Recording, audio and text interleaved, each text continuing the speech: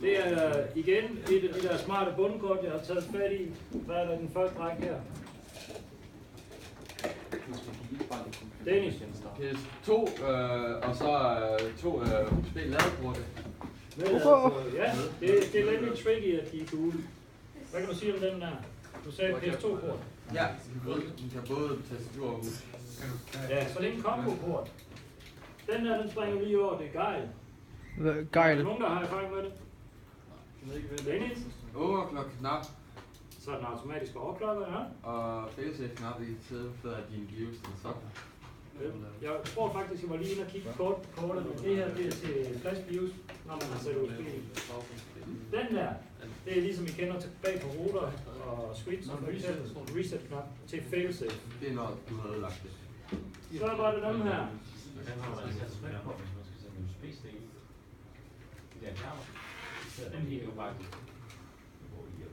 Det kan godt være, men så tit står der ikke om bag computeren.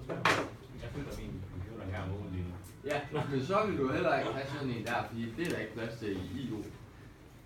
Det er sådan en lille kabinet. Ja, hvad for en kort har vi her? Nå.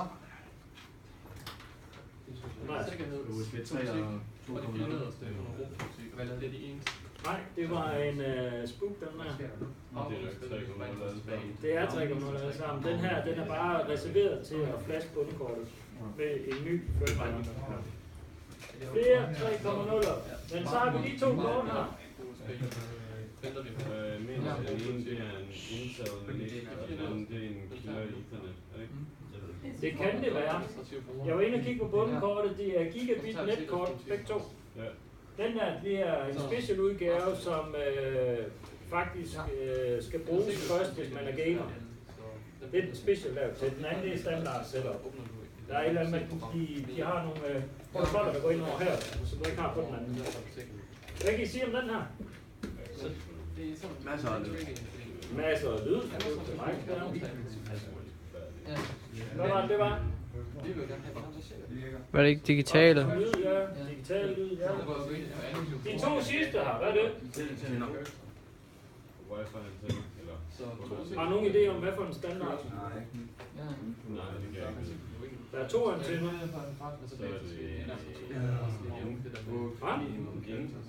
Jens standard, ja, det er godt gået. Så længe vi kører på en antenne, så mener det op til 150 megabit, og det plejer at være den, der hedder G.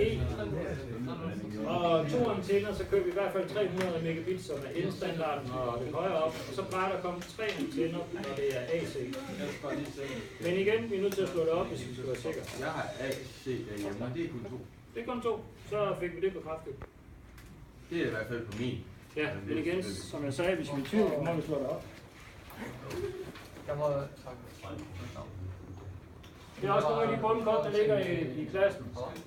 Altså den her baggrund. Der er lige noget specielt ved den her. Den er gjort som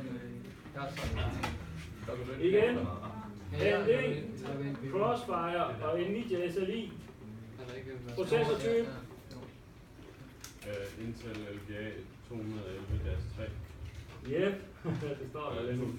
Hvad kan I sige om dem her, de her to stykker RAM? Ja? Quad channel, det er 4. Fik I det? Quad channel. Det er ikke dual channel, men quad. Og der er også noget, der hedder triple channel, og det er kun Intel, der har kørt med det. Men det er quad. Det her det er Subron. Batteri, BIOS. De 4 primære PC Express til vores grafikkort, hvis det er det, vi bruger det i, eller PC Express med SSD. Så er der nogle enkelte her til udvidelseskort. SATA-stikkene kan vi ikke se hernede, da de er lagt ned, for at bedre kunne trække kabler rundt. Og igen, hernede der er med farvebud til vores frontpanel på kabinetten.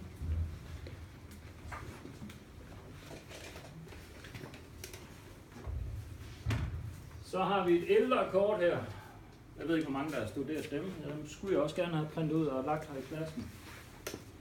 Hvad for en CPU kan jeg så lige her? Det er en gammel altså. Hvorfor? Der er fint. Og der er den der ø. Der er nemlig øen i midten. Det var faktisk det, jeg ledte efter.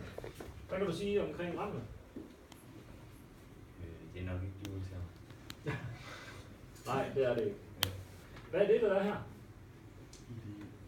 IDE, siger Dennis, hvor mange enheder kan vi tilslutte per kanal? 2. Og hvad kan det være? En harddisk og CD. Ja, en harddisk og CD-ROM-drev eller DVD. Hvad er det her?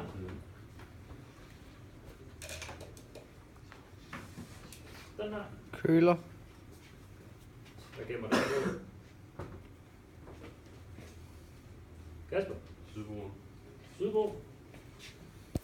Så har vi den her, den er gammel. Så meget jeg afslører, hvad tror jeg det er? Vi kan nemlig få et kundekort som det her. AGP, ja, det er topografikort. Det var før PC Express i år 2. Så har vi de 5 her. Kan I sige noget om dem? PCI. Det er PCI, det er den gamle standard. Hvorfor er den orange? Måske en senere generation. Jeg ved det faktisk Det må ikke. du kigge i din manual. Lige præcis. Jeg ved ikke, om der er noget boost i den eller sådan noget. Eller sikkerhed. Fordi normalt så har de en hastighed af 66 MHz, og jeg mener, de forsøgte sig med 100 MHz på et tidspunkt. Men de var allerede gjort af PC Express og så videre. Så har vi 2 gule her til USB-udvidelse og foran. Hvad er det, vi har hernede? Det er svært at se, det ved jeg godt. 2 orange. SATA, ja. Men det har vi også deroppe. Igen, måske RAID, jeg ved det ikke. Det er vi nødt til at give. Batteri her, BIOS.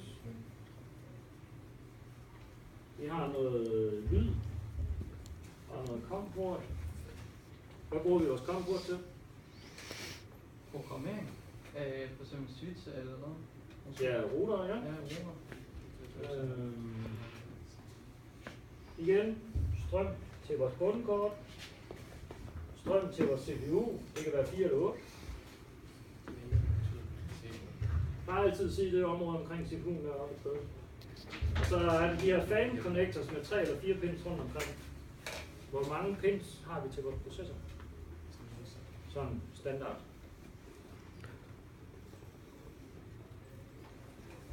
Findes i en processor, eller? Nej, hvor mange pins?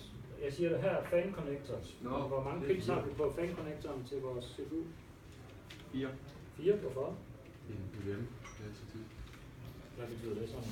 Det betyder, at den kan mærke, hvor varmt den er, og hvor hurtigt den har brug for. Så er der blæserstyringen der, ja. De andre 3 pins, de kører bare samme hastighed. Nyere bundkort, der kan man faktisk styre blæseren hele vejen over. Her, vi kan også styre kabinetblæser i den her. Ja, det kan vi. Var det ikke også dig, der havde et problem med varme på et tidspunkt, hvor du var nødt til at sætte den helt op? Det var Jonathan. Var det Jonathan, som hvor det var, vi der startede skulle igen? sidde og Ja, larme ja. frygtelig meget. Så angående PC Express, sådan her kan det se ud. Gange 1, og gange 4, og gange 16. Og det er et standard, de har kørende. Toren, den har de ikke. Der har også været snak om PC Express 32, men den har jeg heller ikke set. Det lyder fandme frygteligt. Ja. Ja, det er nok også det, der er problemet. Men hvis vi lige vender tilbage, og det er ikke så relevant. Det må være udvidet af tekst og sådan noget. Hvis vi sidder og spiller computerspil i 4K for eksempel, så har vi første generation og anden generation og tredje generations PC Express. Og det var det, vi var inde på til at starte på. Der er altså ikke meget at vende på at skifte sit bundkort, hvis man har 2.0 til 3.0 PC Express.